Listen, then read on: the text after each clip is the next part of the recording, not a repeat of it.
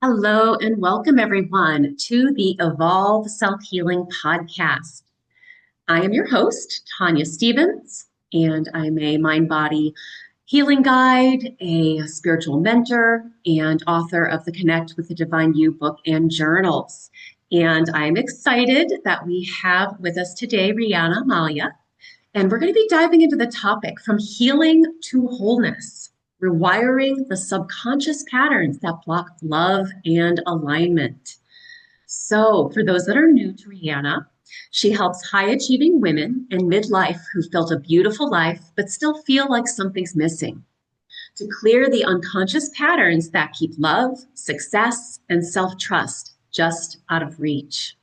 Through her signature method, she helps them reset their internal blueprint so they can create relationships, careers, and lives that feel as good on the inside as they look on the outside. Yay! Thank you so much for being here as we slide into the last month of 2025. I can't believe it.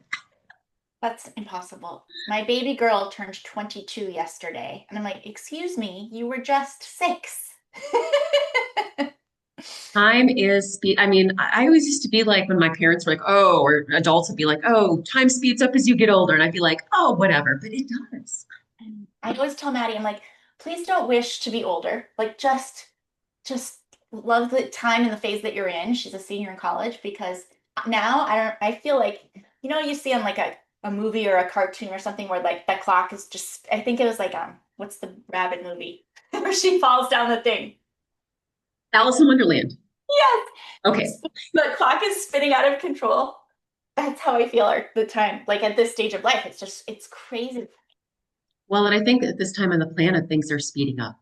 Yes. Things are speeding up for sure. So, yeah, let's dive into this really important topic, which I think, we originally were going to record at the beginning of the year, I think, but then I was like, no, let's move it because this is so important as we move into 2026. I mean, it's always important, but I feel like again, with things speeding up right now, I think we're at really at a crossroads Mhm. and a choice point. And so let's start with the question: what happens in the body and nervous system when we keep repeating the same emotional or relationship patterns?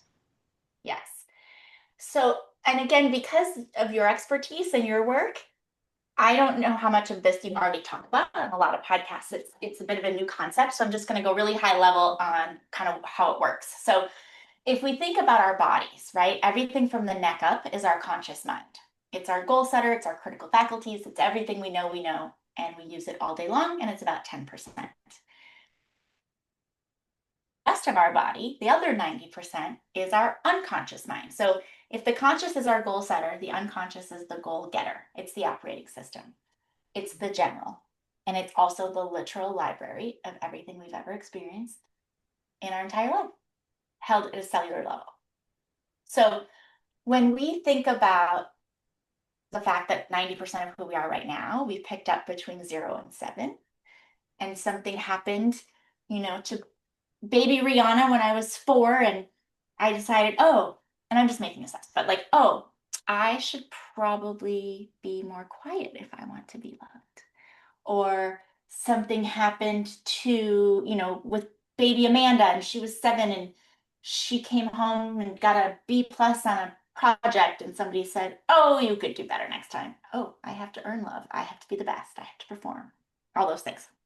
All those things live in the background. And we can we can visualize, and we can vision board, and we can affirmation all till the cows come home. But if you don't rewire the internal and clear those patterns that keep you from the life and the love and the connection and the relationships, then you don't get what you want. You just get more of the same.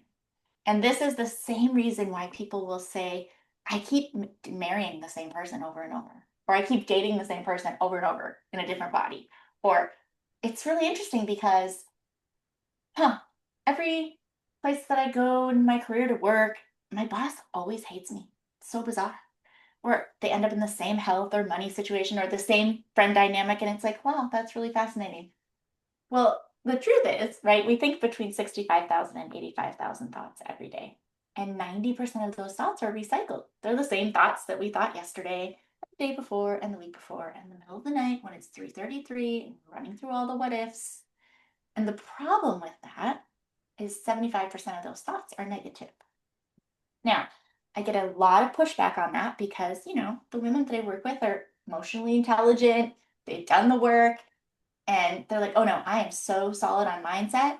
But the thing is, because of the way that our brains work, what you don't realize is most of the time you're focused on what you don't want instead of what you do, right? I don't want to be alone. I don't want to be in another relationship where I feel like I'm always crazy because I don't trust them. And then I become this psycho person and always one step and get second guessing myself. Or I don't want to be in this freaking debt. Or I don't want to have this, extra menopause, whatever it is.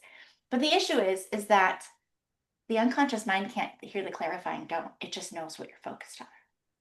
And so because of that, it's like, I don't know, just, side note, I have no sense of direction. So I have to use my nav for pretty much everything.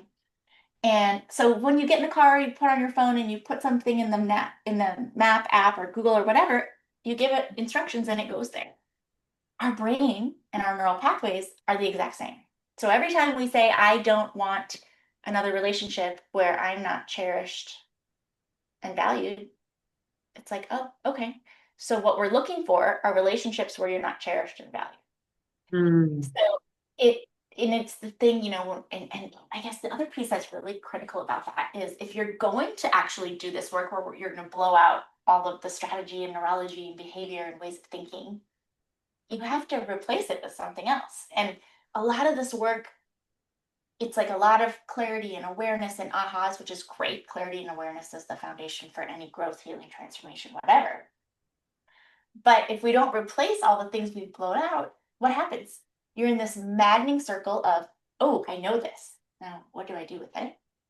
Or you feel really good, you do this work, and then, you've been in therapy for years and you've done the retreats and you've read all the books and all the things, and then something happens. And you started here and now you're way over here and that feels really good. And then bam, you go back 10 years and react or respond or have that same gut, feeling in your tummy. So when people come to me and say, I've been in therapy for years, I've done all this work. What in the actual hell happened? Like, why? Well, because you never replaced the neurology. You never rewired those patterns. You never actually tapped into that other 90% where we can do that magic without going back into the story and reliving the pain and the drama that caused the trauma in the first place. And that's a really big part of the work that I do is staying out of the story. Because, people will say all the time, I'm so sick of this. I want a different story. And the first thing I say to them is, well, then you got to stop telling the old one. Mm. Step number one. Well, and I think too, I just want to add to all of this truth that you are telling that I think a lot of times too, people, they don't know what those beliefs are. Because we spend so much time trying to ignore, right, those negative thoughts. And because they're painful, right? They're painful. And we need to know what they are so that we can rewire, like you're talking about, right? And oftentimes we need somebody else to help, like, hey, what's going on? Like, why does this keep happening? Well, what is happening? And that's going to show you what you believe, right? Yes. So when we look at, I wanted to talk a little bit about like my methodology overall kind of belief system and then what the framework is of the how. So I don't know if you can see my fun, pretty logo back here. That's a silver mirror, and I love this because I Yeah, had to like put it all on the wall. Anyway, it says clear beautiful. your very best life. Thank you. And kind of like I can remember, I think in high school even, my tagline for life has always been, whether we've known each other for 20 years or we met yesterday at the coffee, I want you to live your version of your very best life. And that's a different definition for every one of us. But the truth is you cannot go from old story, old pain, old limiting beliefs in your head, all of that stuff, trauma, loss, divorce, failed business, whatever it is, to just living your very best life. You have to clear before you can create. So we have to clear the story to create the life. We have to clear the cycles to create the confidence. Because so often as we go through life and then we have more evidence that we're too much or not enough or broken or not worthy of whatever, um, there's all of these cycles and we don't really trust ourselves, right? So after a divorce or whatever happens and you're like, I don't know, I thought I knew. Don't ask me. I'm not making any more decisions because I can't even trust my own decisions, right? But all of those cycles, when we look at cycles, right? Everything cycles, seasons, the moon, the ocean, the seasons, it's all cyclical and our lives have cycles too. So we do a really interesting exercise, the 7 and 9 year cycle of looking back at your world. But we have to clear those cycles so you can trust yourself again and have that confidence. And we have to clear the patterns, right, to create those partnerships, our romantic partnerships, our business partnerships, our friendships, our family. Because once again, if we bring all of our own patterns and all the story and all the things, we will never ever have those relationships. We just continue to get the people that don't value us and trust us and all the things. We have to clear the resentment to create the results. I promise you, if there's something that you're resisting or you're like, "Ah, I kind of almost get there and then I never do. Mm. Nothing ever really works out. I have an idea or I'm going to do this thing and then I almost get there. So internally, like if you're ever feeling like you're really resisting something, I would ask you to ask yourself what you're really resenting. Mm. And it's amazing what comes up. It's like, oh, wow. But we got to I, clear that resentment so you I can. want to go deeper into that one. I want to stop because that's a good one, right? Yeah. So resentment, meaning like blaming somebody else for something. It could be literal like that, or it could be, let's say I'm trying to just make something up in the moment. Let's say you said you were going to do something and now you're like resisting starting it. Let's say it's a job, it's a project, whatever it is. And you're resisting and you're resisting, you're like, I don't know what my deal is. I should just go do it. Well, maybe it's you're resenting that somebody told you what to do. Maybe you're resenting the fact that you feel like you should do it, right? When we should all over our lives, it's obligation, and it's not making a clean yes or no decision that's values based. We're making decisions that we're afraid someone's not going to like us, or if we do this, maybe they will like us, or blah blah blah. And it's like if it's a yes for any of those reasons, it's a no. But asking yourself, what am I resisting underneath that? It could be you're resisting because you're afraid because last time you did this, you didn't finish it, or and you're resisting the fact that you have to do it again, or you're resenting the fact that you have to do it at all, if we're really honest. Like, and that could be you're in a relationship and you feel like your partner should like help with this thing, whatever it is, or it accesses a different part for you that gives you insight that's at that next level of like what am I actually resenting about this, because Mm. that's why you're resisting. And when you can kind of tap into that, it makes more sense, and then you get to make a clean yes or clean no decision.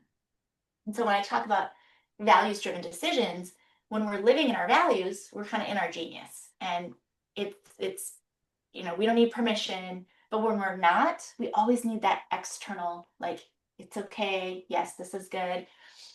And when you can make values driven decisions, it takes you out of the middle, which is the devil, which is maybe. And that's where Mm. so many of us live, because we're like, should I do this? Should I not do this? Is this person good? Is this really a red flag? And we go back and forth, back and forth.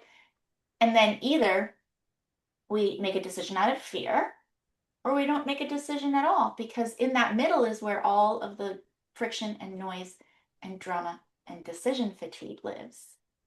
And Well, then when and I like that you said too, like the have to. Like I want to go there for a minute because I think that's a big one for a lot of people and definitely in relationships, right? I have to do this.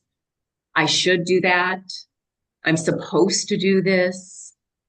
And I think all of those, like you're saying, really get in the way of us actually following our guidance, right? Making those clean, clear decisions. Focus is what you're talking about. Yeah, I'm And glad you brought that up. it's so important because I suspect it's similar for you, but so many of these incredible women that I work with, they're like, I don't have, we talk a little bit, like we'll talk about clarity, right? What do you want? And who are you? And they're like, cheers. I don't know. I was a wife for 50 years, or I was, married for 30 years and I was a mama, or I've been really focused on my kids and now they're off at college, or I didn't expect to be 55 and getting laid off and having to figure out what's next because I'm still working. Like we, most people, to your point of, stepping into like, who are you really? And that's stopping the people pleasing, and that's stopping the obligatory stuff, and that's stopping at putting everyone else first, like you've always done.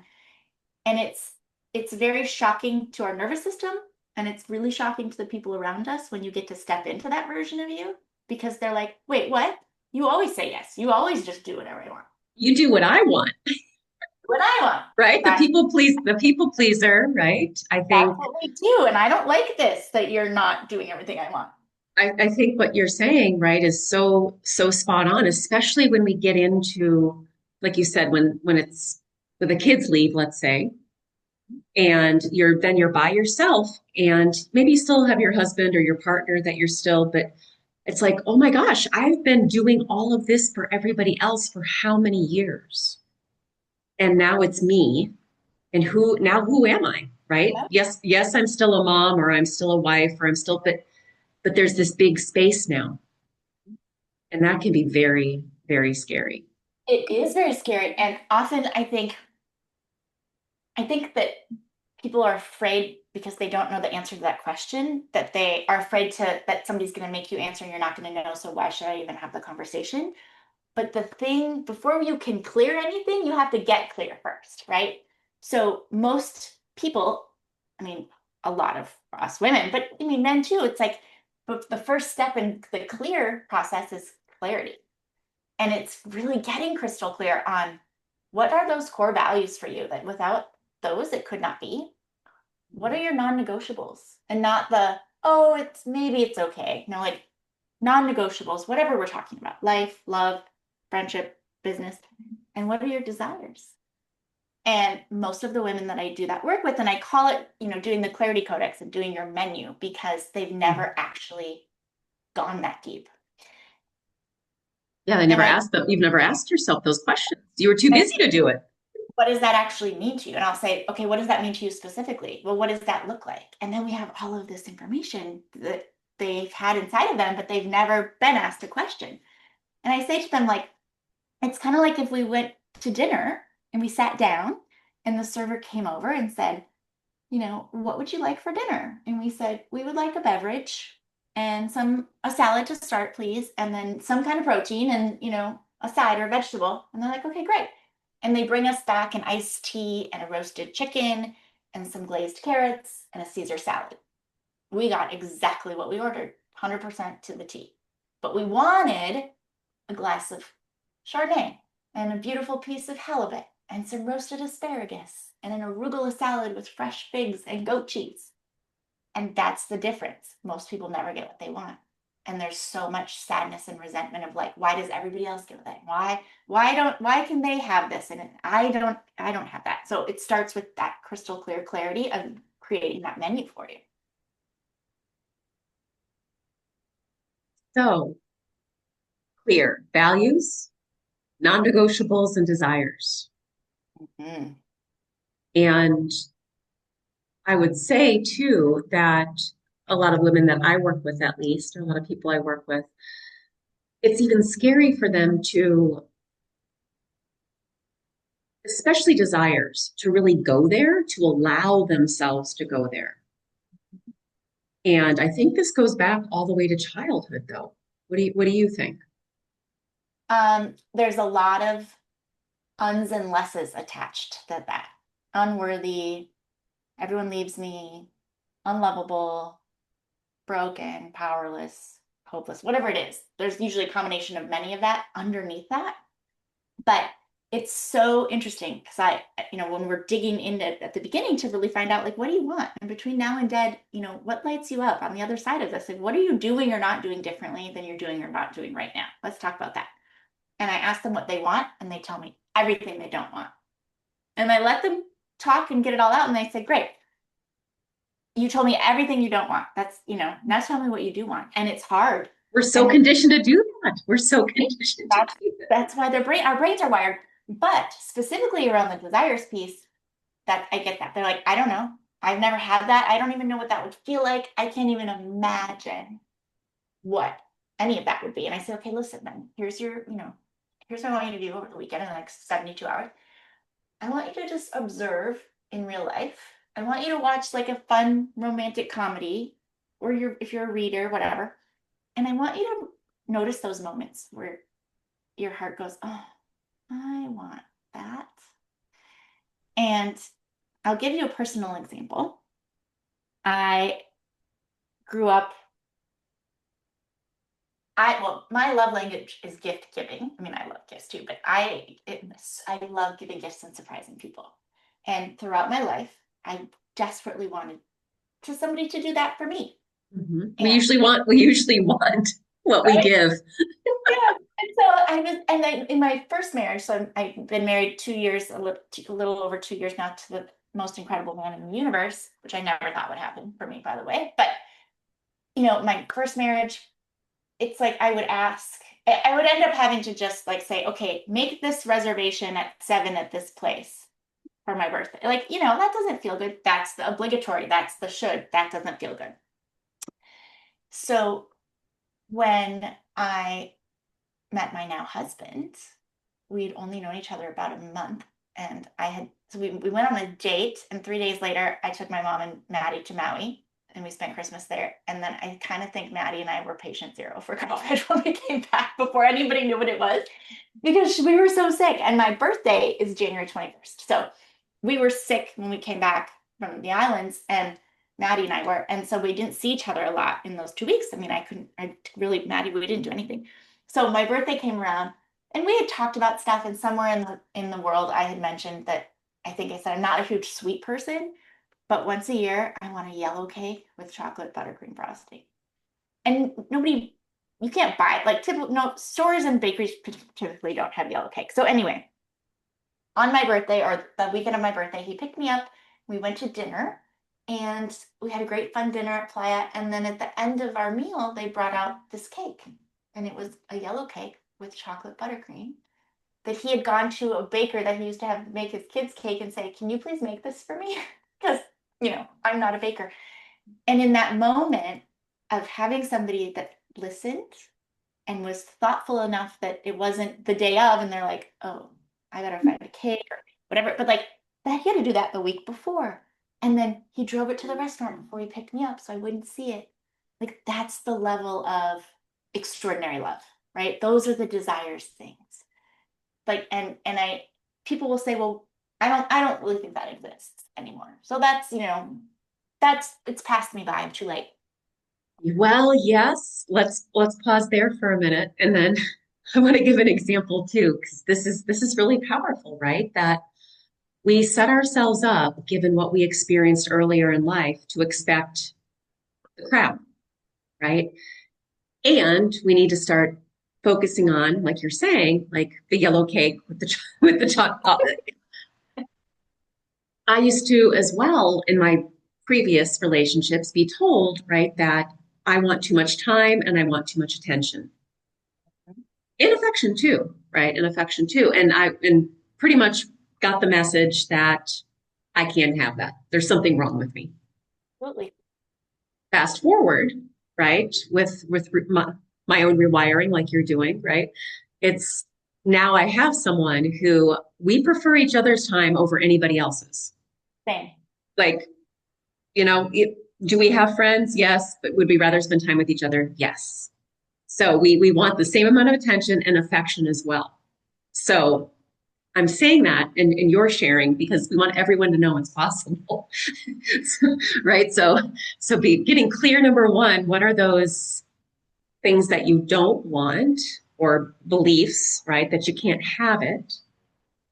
And then we also, like you're saying, Rihanna, we want to be writing down what is it that you do want? Getting very, very clear on that. Yeah. And then what? What do we do then? Now that we know what we Now know we know. that we know the crap, we know what we want. So what do you do? What is your process in between there? All right. So now we've gotten clear on what we actually want.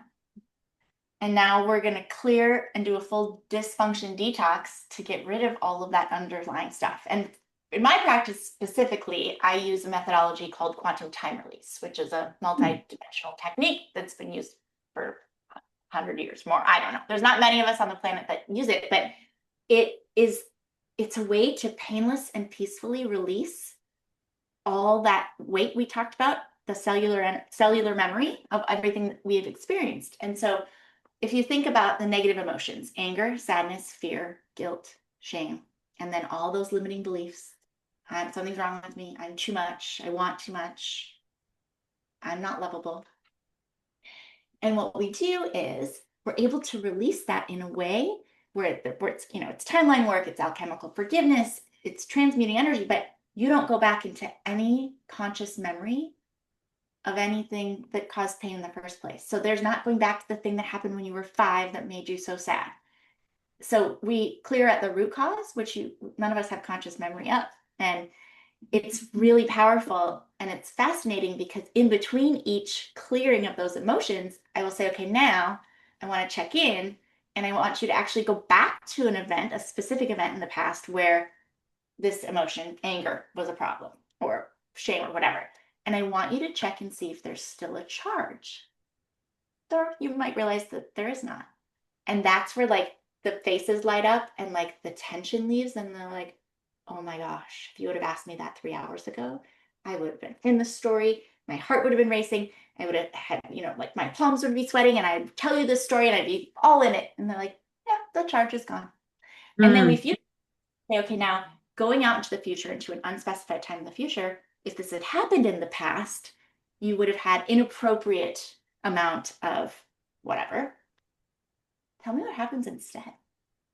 And then what that comes out of you, that's the rewiring going forward with these emotions and creating new neural pathways. So we do all of those in that order. And then now you have space, right? So we've gotten clear on what we want. We've cleared out all of that crap. And now, this is the third part of our clear phase. We get to figure out who the heck you are now. Who are you away from the noise and the story and the societal stuff and all the labels and all the type? Who are you?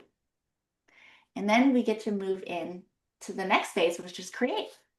And mm, that's where we start to kind of activate that and like look at ways that you can start being.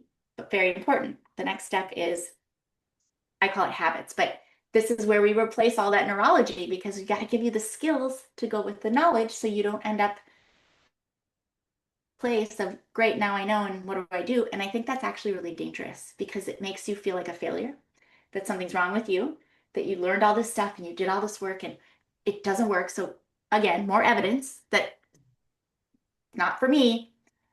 So we're gonna replace the behavior and the strategy and the neurology and strategy. I just want to define what strategy is in my world.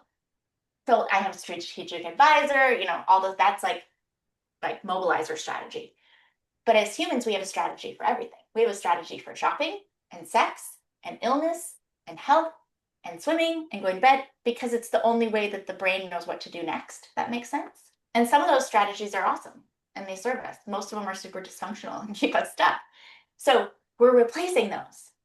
And then we get to move into, now that we've figured out what we want, we've cleared all the dysfunction, we've replaced that strategy, behavior, neurology. Now we're going to look at all those things you said you wanted, whether it's relationship, health, wealth, whatever it is, trip to Italy. And we're going to reverse engineer them, starting at the end and starting then. So let's just for fun, just because we were talking about Italy, let's say the goal is, all right, by June 1st, 2026 or sooner, I'm celebrating booking a trip to, what was that fabulous space? Cinque Terre. I couldn't remember how to say it. And I would say, okay, amazing. What has to happen in the second just before you could call me and say, I booked my trip? I got an email with the villa confirmation and the flights. And so in that moment, what are you feeling? You're so excited and you can see it and you can hear it. And so that's the piece then that we're going to go install on your future timeline. Back to Michael Phelps, is because when we do that and you experience that second before it's achieved in all the emotion and all the, what do you hear? What do you see? What do you smell? What are you touching? Who's there? Your brain goes, oh, amazing. We've already done this. This is where we're going. And it Mm. ignites that particular activating system to now be laser focused, looking for the people and the experiences and the resources and the opportunities to actually make that happen. Because between now and dead, I want you to live this life. I don't want you to just spend wishing for it and, feeling annoyed and resentful at everybody else. And that's really, really important. And the other thing that does, because life comes at you, it always will. You're going to get spun out about something or overwhelmed or stressed, or something's going to happen that you didn't imagine. And you're going to be like, I don't even know what my name is, let alone what the heck I'm supposed to do next on this thing.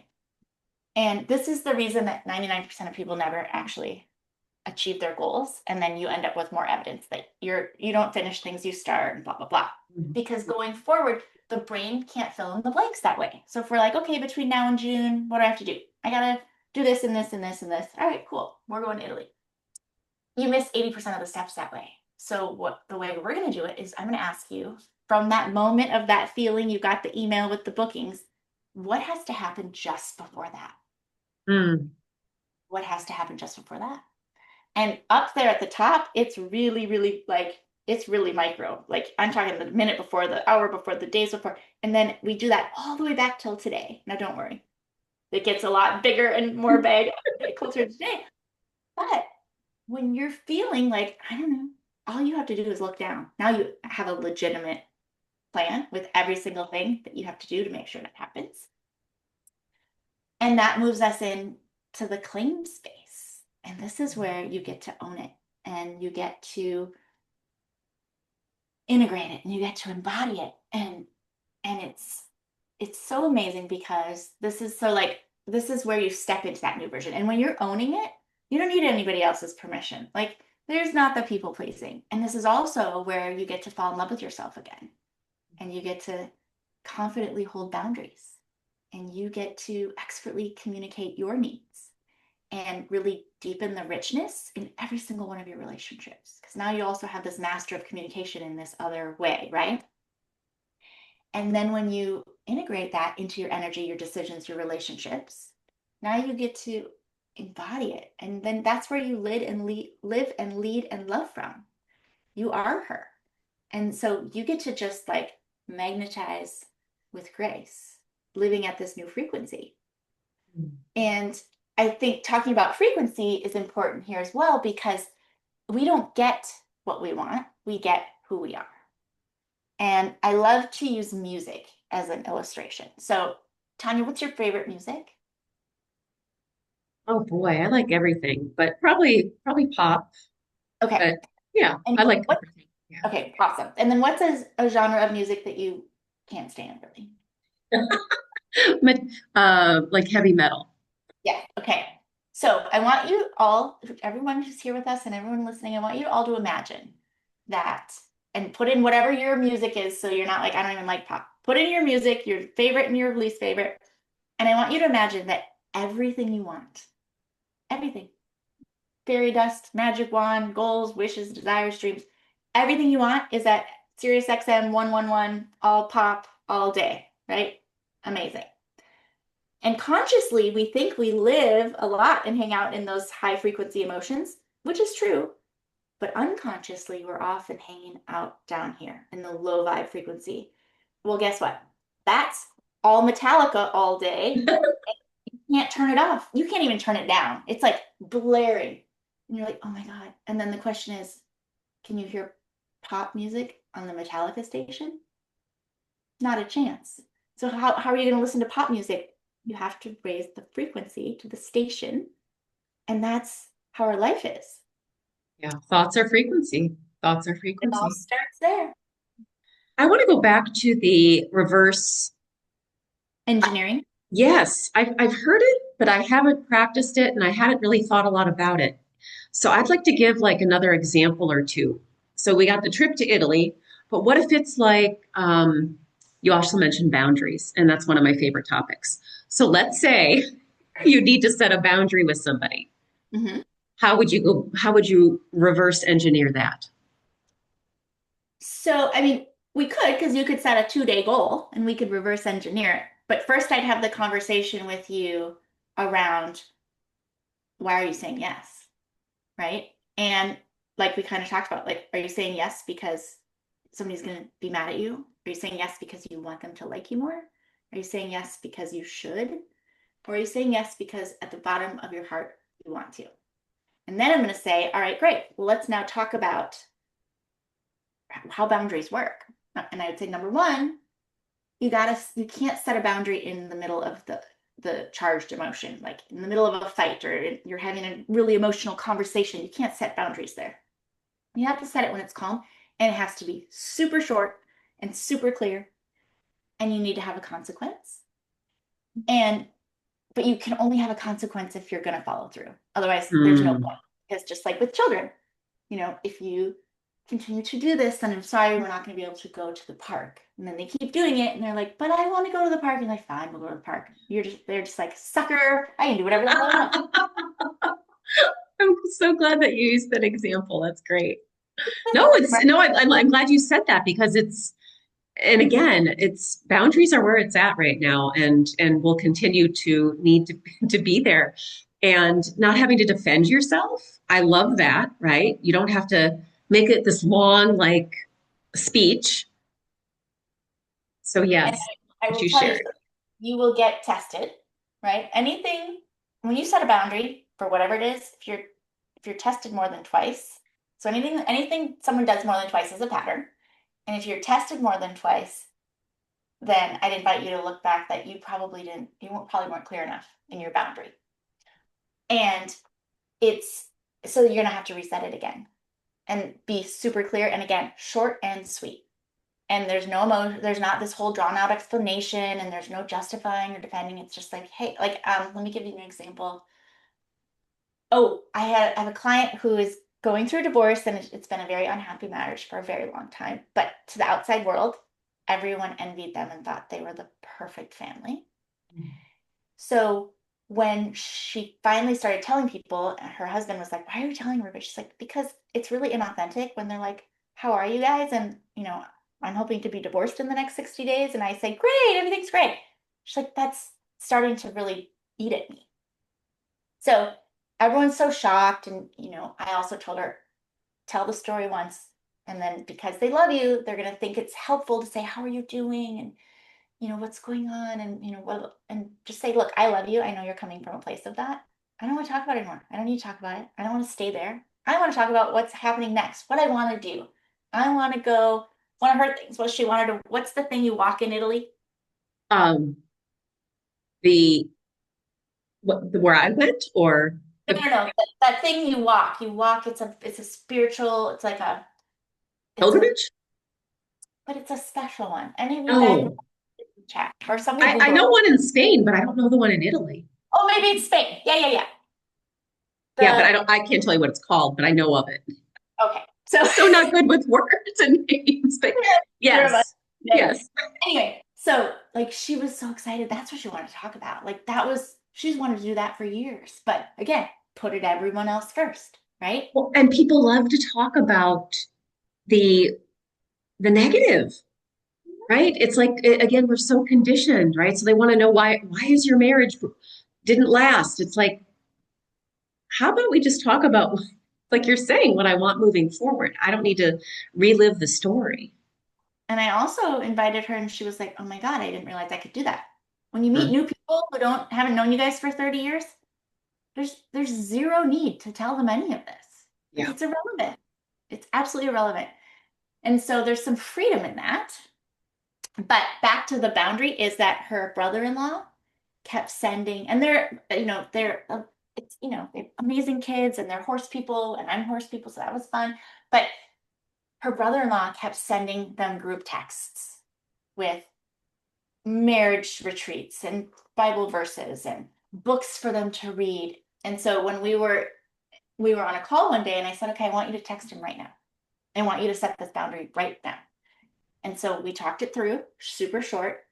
Hey, Brian or Ben or whatever his name was, I know you're coming from a place of love, but you need to stop doing this.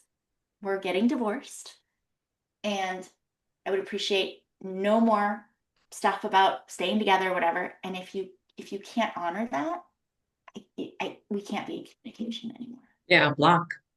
And she hit send, and she was like, oh my God, I can't believe I just did that. And guess what? He tested once. She said, again, if you do this again, I'm blocking you from everything. And he stopped doing it. And they can still have a lovely relationship, friendship. But she was clear. It was short. Here's the thing.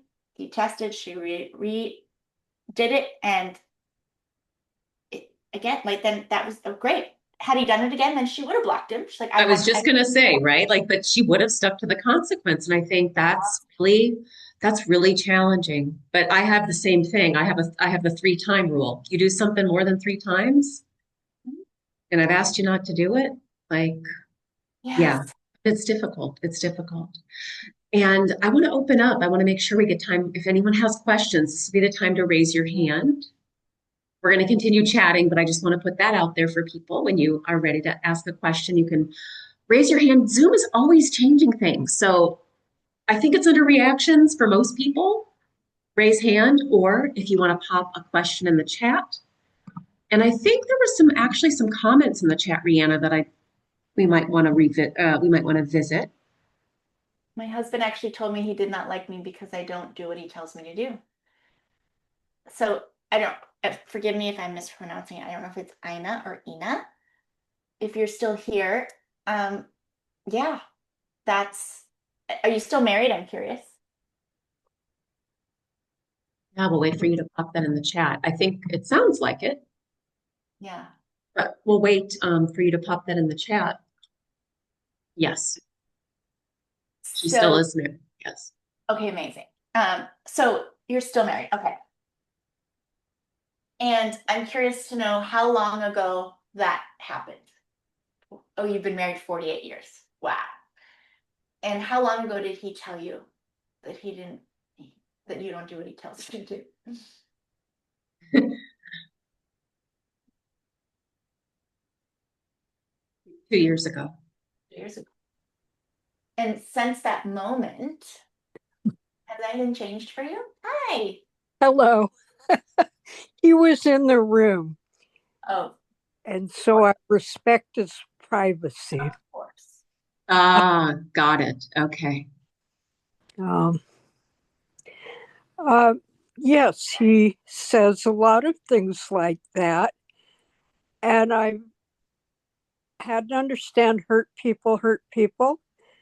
And there's not a brick wall. He's just, no one gets in. Mhm. We have 6 children, grandchildren, great grandchildren, and he's very selective about his affection. Can I share with you something really quickly that might help you? Yes, please. So, one of the things, first of all, I want to talk about alchemical forgiveness. And forgiveness is a big trigger for people. I hate that word, but I don't know how else to say it. Because we think if we're going to forgive someone, then that makes it okay. It justifies what they did that hurt us. And that then we have to continue to talk to them. So I moved to California 12 years ago to take over a family business from my father, who I hadn't trusted ever because he made promises he never kept. And my parents were divorced when I was 2. And I moved my mom, my daughter, 3 cats, and 2 horses across the country, Mm, and found myself in the middle of a DEA investigation in handcuffs with guns drawn pointed at my head. oh Now, my. I have fully forgiven him. He doesn't have a seat at the table. He doesn't get access to me. There's no response from me. The important thing to understand about forgiveness is it's not about them. It's about you. Yeah. And it's about taking your power back. It's about saying, look, what you did, not okay. You don't get access to me ever again. And I'm no longer going to let you and the thing that you did that hurt me control my emotions, my thoughts. my life, because we're so consumed by it, even if we don't think we are. And then we just drink poison every day and we hope they die, and they don't, but we do. It kills us, and it's not ours to carry. So when you can really forgive at that level of like alchemical forgiveness, not about them, instead of that thing and that person and that whatever defining you, and you're in the story all the time, this is the difference of being in the story and on the story. And now, rather than defining you, it refines you, makes you clear. So for you specifically, for anyone listening, we don't have time to go through the whole process. It's called the quantum change process, but we really look at, and I'm just going to give you the tiny version, and then you can do this on your own. But look at, name what it is, right? Who you're in conflict with in the situation. So whatever your own words would be, my husband, and all of those things you started to share. And then I would ask you to write down all the things you need to forgive him for. And you'll write down freaking 48 years worth of things. That list is going to be long. Then I want to write down, when you look at all of those things over those 48 years, how did he make you feel? Sad, lonely, whatever they are. You're going to write down a bunch of stuff. And then I'm going to ask you, and I'm going to tell you that, in theory, like, we look at these things and we're like, okay, yeah, we kind of know this stuff, but when we do it in this way, then something becomes possible that was not possible before for you. So the next question is, when he was a child or an adolescent, who made him feel all of those things? And in addition to that, what things happened to him that he wasn't resourced to be able to let go of? Right. And so crazy. So I did this work, my father, and I'm like, there were so many tears because, he just goes family to family to family, and abandons and big stuff. And I'm like, huh, interesting. Well, guess what? When he was 13, his parents left him in a field and said, hey, our friends live up the street. We're going to India for 6 months. Figure it out. Oh, his, something else when he was a child where it's like, he would have to hustle to, so then he became this, like, he's amazing in a lot of ways, but he became this big storyteller and, classic narcissist, like everything's amazing and we're going to do this and it's going to change the world. And none of that ever came to fruition. Oh, interesting. Because that's what, his mom did. So looking at it and having a different perspective. And I forgot to say at the beginning, I want you to rate 0 to 10. How willing are you to forgive the person in this situation as is right now? Which means, 0 to 10, right? None at all, or yes. And then I'm going to ask you again after you really write down who made him feel that way and what trauma did he never release or deal with. And then I would ask you, do you feel a little differently? And the reason I ask is because it takes it off of you. It isn't because you're not lovable or not worthy or not deserving. It's not about you. It's about him. Yeah. And it gives you access to reframing that he's doing this to you and being able to take that off your heart. That this isn't that you're not worthy or that you're not, it really has nothing to do with you. Is that helpful? Yes. Yes. Good. We had the most wonderful anniversary lunch because 3 months ahead of time, I said, I'm not comfortable having a meal out celebrating with you alone. Let's take our oldest daughter. Okay. She is our glue. And we took our granddaughters and my daughter, and he's much more well behaved with an audience. And I've learned this is a very good way to mediate when I want to enjoy his company.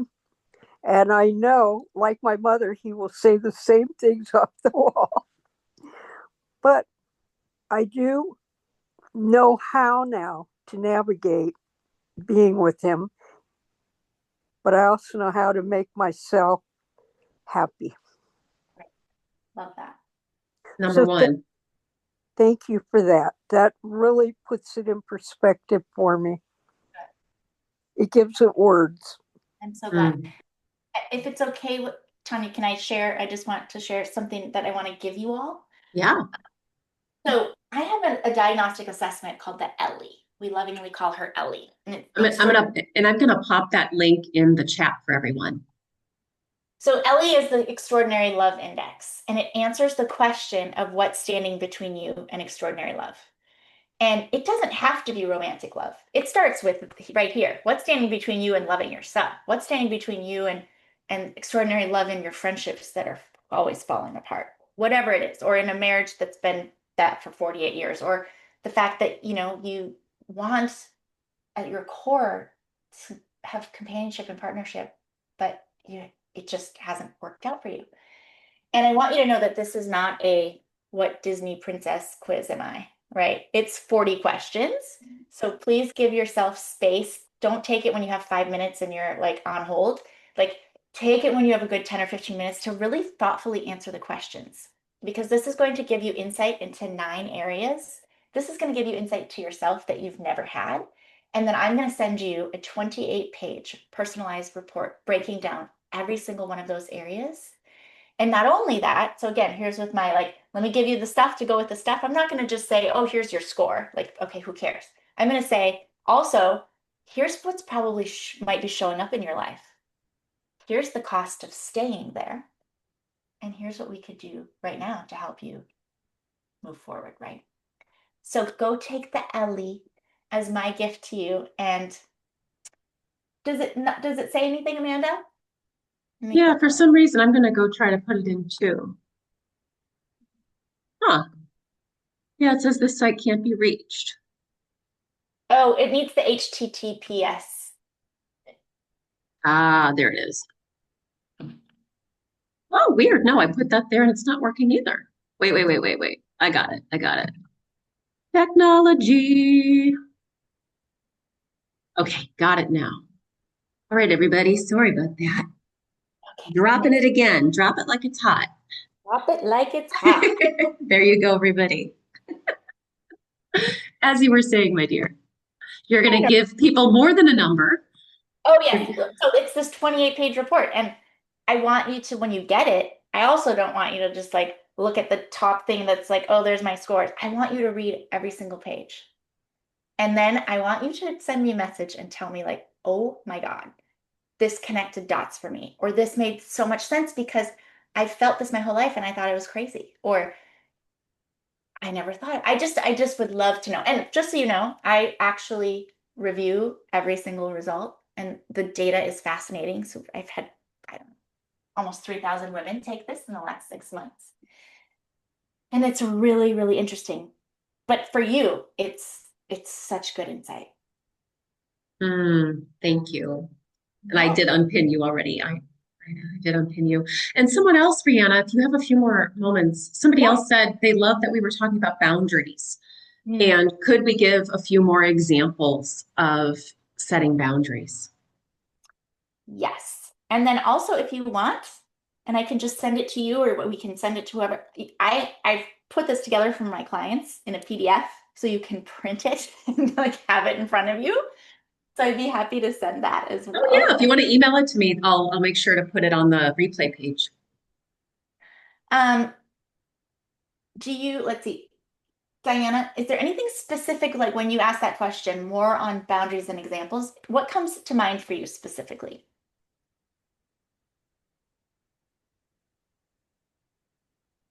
And if you want to be, oh, I don't know if she's actually there right now. Right, are you there? Oh, there she is. Diana, would you like to chat for a minute? Her mouth.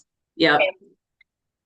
Okay, we'll wait for her because I think it'll be better to connect and have that conversation with her. Any other questions or comments or anything anyone wants to clarify? Let's see here.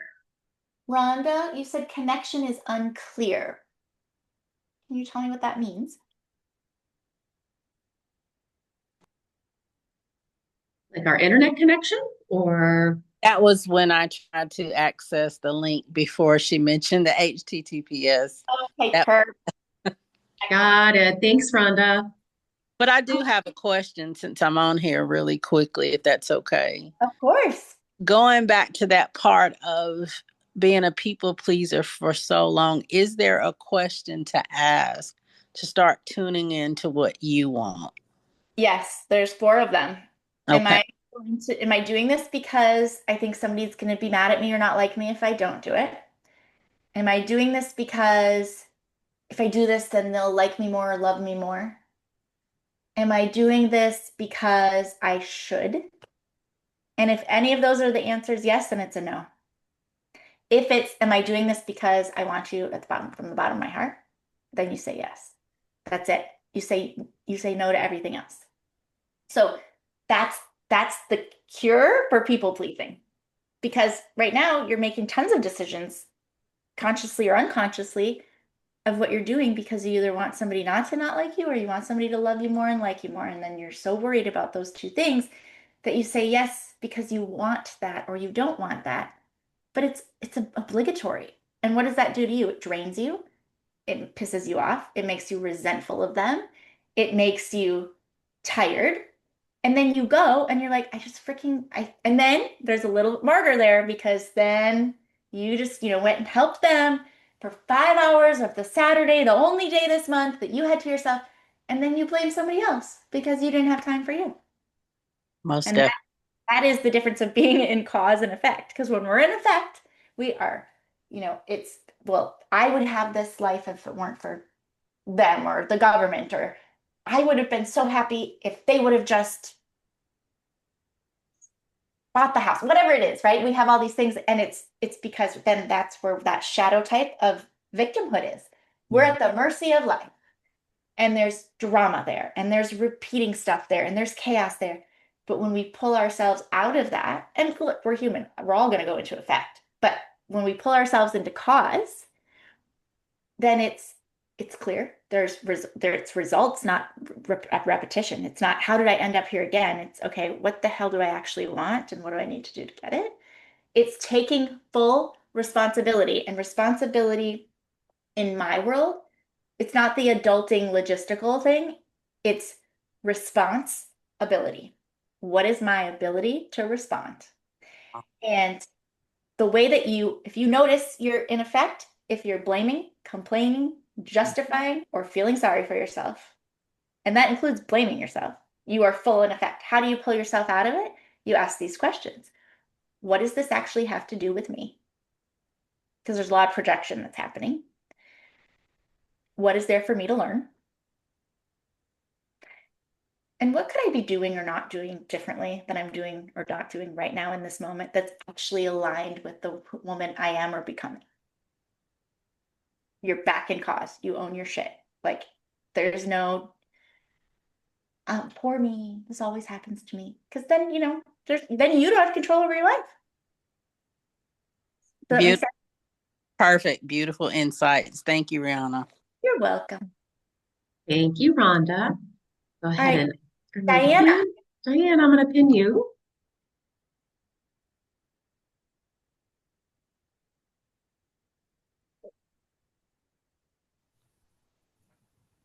I'm so excited. Oh, good. Okay. It was about boundaries. Who do you need to set a boundary with so we can help you? Well, it's usually people that remind me of my parents who were very physically and sexually abusive. Mm-hmm. And so, one other thing I like to say about what you had just said with your four questions that you ask yourself on, is it bad? Is it, I can't remember how you even said it. Am I doing it so they won't like me or so they will still like me or whatever? And mine, my mother was physically real violent, and she also claimed that she was God's right hand person, and all of her punishment of me was very righteous, even though I hadn't done anything wrong. And so a lot of my fear still is about whether I'm a bad person and whether God, of course, being a giant mother and father of mine, but whether that kind of God is mad at me if I do that. or would kick me out of heaven, put me in hell, punish me, whatever. I still have a lot of that stuff I've been working through. And you look like you want to say something. Because you're not worthy. Just who you are isn't enough. And Right. God bless your mom. She did a great job of making you spend your life being afraid that you are perfect and enough just how you are. There's nothing for you to fix. There's stuff for you to own and look at and grow. Of course, every day we do that. But oh my gosh, if I could have 2 hours with you, like I know. I want you to carry that. But also, can I share that document really quick? Just put it up on the screen. So then Yeah. anybody just wants to take a minute and I'll just pull that up and then you can take a screenshot even. And then you'll have that part of it. Oops, I don't think I hit share. Well, I have to give you permission and then you do it again. Yeah. So if you hit share again, it will do it now. Right.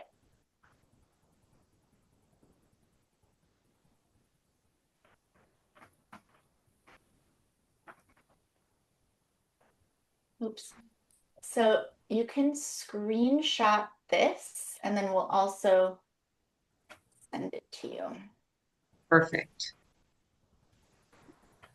So I want to make sure though that actually answer your question, Diana, not just give you feedback about what you kind of already know. So looking at this and kind of what we talked about, are your parents alive? No.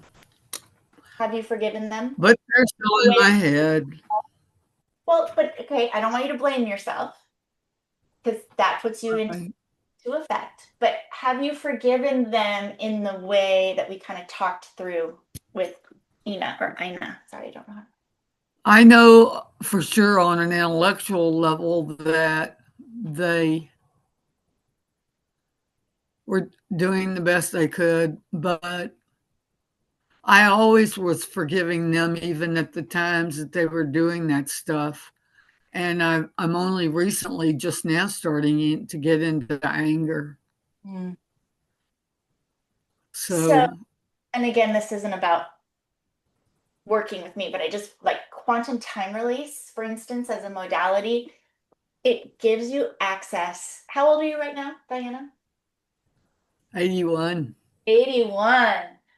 To clear 81 years of anger, sadness, fear, guilt, and shame without going back into the trauma.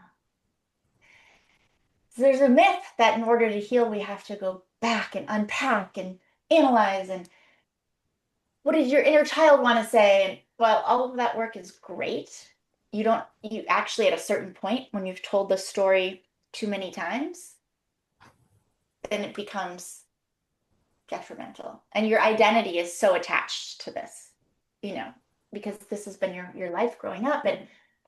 And I just feel like if you could release it without reliving it, because every single time you relive it, your body relives it as though it is. And that's why you stay stuck. For anybody listening, I mean, that's why we stay stuck. Well, my original question was on setting boundaries, which I'm still working to learn how to do better. Well, this take a screenshot of this, and I want you to have a version of it on your phone or print one and put it in your car or your purse or put it on your wall. And I want you to use this and I want you to look at it and I want you to answer those questions before you make a decision. And you can also, like I said, somebody asks you to do something, you don't have to answer in the moment. Let them know you're going to check some things and you'll get back to them. And then let yourself take the time to come back to this. And can I role play with you and me be the person asking the question and you being the Diana that has boundaries? How about you be you with boundaries and I'm somebody who's going to ask you to do something that Well, I'd rather try the other way first if we could. Okay. So you're going to ask me to do something, right? Right. Okay, go ahead. Perfect. I'll be my sister, one of my sisters. Okay. Be your sister. I really need you to drive 150 miles to come pick me up so that I can go back with you and see our father who's dying, and then drive me back home. Mm. When is that, sister, that you wanted me to do that? I want you to do it today. It just would be too much of a hassle and too inconvenient for me to take the bus from here. Got it. Got it. Okay. I have to look at a couple of things because obviously this wasn't in my plan. So let me do that and let me get back to you like in about 20 or 30 minutes, okay? Well, he's dying now, and I'm stuck over here in Austin, and y'all are in Houston, and I need to be able to see him. What's your sister's name? Caroline. I know, Caroline. It's really hard. And I have to see if I can do this. But even though it's a little inconvenient and it's not fun, I mean, you do actually know that you have the option to get here today because the bus number ABC runs through blah, blah, blah. And it'll take a little longer. But again, you have that option. So you can get here if I can't come get you. But let me see, because I had some things planned and I don't know if I can move them because I wasn't expecting this. But also, in the meantime, in the next, 20, 30 minutes or 15 minutes till I get back to you, check the bus schedule because you could get on that bus in half an hour, and you can absolutely come and be with our father. But no, you're my big sister. I need you to help me. And I will always be your big sister and I love you, but I don't know that I can drive 300 miles round trip today. I have things that I had planned to do that I don't know that I can move. So I love you. I'll get back to you in the next 15, 20 minutes. I'm going to go look at some things. If I can move them around, I will. And in that meantime, I want you to check the bus schedule. Okay? All right. I'll talk to you soon. Click. But No, Nope. click. Click. You gotta hang up after a certain point, Diana. There's no more but. It's like, all right, love you, gotta go. I'll call you back. Hang up the phone. So then what would you do in the next 15 minutes that you wouldn't have been able to do while Caroline was badgering you? I'd probably play a little solitaire and kill some time, and then I'd call her back and say, I can't move it. Sorry. I also, solitaire, I love to play. That was a good answer. I bump I love solitaire. I bumped into with my grandpa, who was my favorite person on the planet, and my Grammy. Like he would sit after we'd go to the horse barn in the morning and feed the horses. You had to wait to work them, so we would go back in, and Grammy would make us breakfast, and he would have that old deck of cards that was so worn, and we'd play solitaire. But anyway, I digress. So I'd play a little solitaire, and if you have the opportunity, just quick pull up the bus schedule because she's not going to have done it when you call her back in 15 minutes. Nope, she's expecting you to take her. She's the victim, and she knows that if she just makes you feel bad enough because you're going to go to hell if you don't pick her up, that you're going to do it anyway. And then guess what? You can't move it. But I did grab you the bus schedule, and it leaves at 2:15. You have plenty of time to get there. I'll see you when you get here. Bye. Love you. Hang up the phone. This is an incident that did happen, one of many, and I did go pick her up and drive her back, and then pick her. No, Diana, it takes practice. It takes practice, and you've got to be willing. Solitaire. Well, and you've got to be willing to let people be upset with you. Yep. You've got to be willing to let this, for everybody with boundaries. This is a big, right? You have to be willing to disappoint people and for people to be upset with you, and remind yourself you're not a child anymore, right? You're not a powerless child, right? And if someone doesn't like your answer or yes, no, whatever it is, that's up to them, right? That's their emotions. That's their stuff. Not yours to carry. And sometimes, like, even if you're auditory, and God may not be that punishing. God may not be that punishing person. I don't want a punishing God, sweetheart. You know that. So you might choose a different God if your God is punishing. right? We get to choose. We get to choose everyone who's in our life now, including our something bigger. Yeah. I Right? love that phrase. And guess Thank what? you. Guess You're what? welcome, sweetie. Just You're because, welcome. Good just luck because, with practicing that with your sister. let us know. It was very cathartic to get to do it with you. I'm I'm glad gonna that you lie did down that. now. I'm glad that you did that. All right. I'm going to mute you and unpin. All right. Yeah, boundaries they're not easy. We know this. We know this, especially with family, right, Rihanna? Oh God. Especially with family. Wow. So we're going to wrap up, everybody. What a great conversation. Ending up with something really important, boundaries, right? Especially as we move into next year, any time of year, but if you really want to live that aligned life that Rihanna's talking about, right? And you want to create that life that's aligned and what you desire, boundaries are where it's at, right? Really, really important. And just really quickly, for those of you listening or on live, obviously you're watching the replay, it's going to be over. But Friday, 4 days from now, I'm going to do a Facebook Live about a holiday reset. So if you want to come hang out, it's going to be 12 o'clock Pacific on Friday. You have to join the Facebook group, the Inner Circle of Love, but you can also unjoin after that thing if you don't want to hang out in there. But you're all welcome. And just search your name on Facebook, Rihanna, or do you want to give me your Facebook? Okay, let me hold on. I'll pull up the link so that you don't have to search for it. Hold on. Yeah, if you just want to plop that in there. So, yay, as you're doing that, I just want to again remind everyone to go ahead and take that quiz, the Extraordinary Love Index. I'm looking forward to taking it as well. The link is in chat if you're live. If you are not live, it is below the video or the audio, however you're listening to this.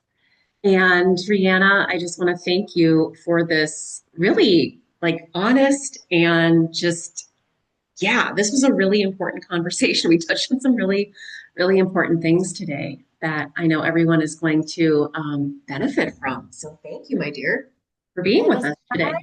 Pleasure. And then I dropped the link there in the chat. Fabulous. So if you want to join the Facebook Live with Rihanna, you can go ahead and find her link in the chat. And again, if you are listening to the replay, you can find it below the video or wherever you're listening to it. Yes. So yes, I want to just say thank you to everybody, whether you are live here or you're listening to the replay of this podcast. A reminder that you are a leader. You would not be here listening to this, right? And whatever challenge you're facing, whatever breakdown you're facing, it is for you to overcome. It is not here to hold you back, to hold you down. It's not because you don't deserve or you're not worthy. It is here for you to overcome. And that's why it is in your way. That is why it is in your path, right? Because our soul loves growth. It loves evolving. It loves challenges. So just want to send that little reminder out. And if there's anybody that you think would benefit from this, feel free to share it with them as well. Also, yes, as you guys are leaving, and I certainly won't take the photo with you on camera if you don't want to, but I have to get a screenshot of my halo. So I want to take a screenshot of that before we leave. So, you want me to get you a screenshot? Yeah, or I can take the screenshot on my computer. But I just don't want anyone to be on camera who doesn't want to be on camera. Yeah. If you want to, and they won't see it because we're pinned. So unless I pin somebody else. I'm not pinned. Yep, you are. Oh, I see all of us on the bottom. Interesting. That's because that's your view. But yeah, my view, okay. No, you will only see me and you. Okay, then you take it because I see everybody. Oh, unless nobody cares, but I don't want to put you on socials if you I'll take it. I'll take it. Awesome. All right.